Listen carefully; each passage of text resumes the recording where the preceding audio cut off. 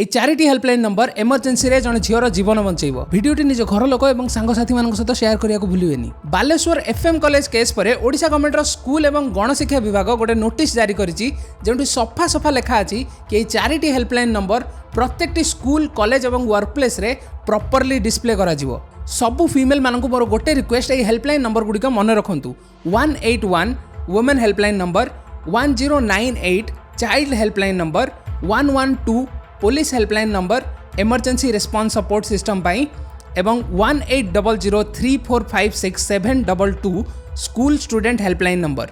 यह सहित नारी उपर होथुवा अत्याचार को कमेवा पाई गोटे जेंडर इक्वालिटी प्रोग्राम बर्णाली उपर काफी गुरुत्व दिया जायछि। एथिरे स्टूडेंट टीचर आ पेरेंट्स कर केमति गोटे पॉजिटिव जेंडर एटीट्यूड बा बिहेवियर रहिबो ता उपर फोकस करा जिवो। भूल करके शिखिबा परे मध्य सरकार यह गोटे बहुत बढ़िया पदक्षेप किंतु आगु को जायकि ए महिला मानक उपर होथुवा अत्याचार को केमिति अटकेबो ताहा समय कहिबो। जदि आपण निज आखपाखरे थिबा महिला मानकर सुरक्षा पर चिंता करंती ए हेल्पलाइन नंबर तांकु शेयर करंतु।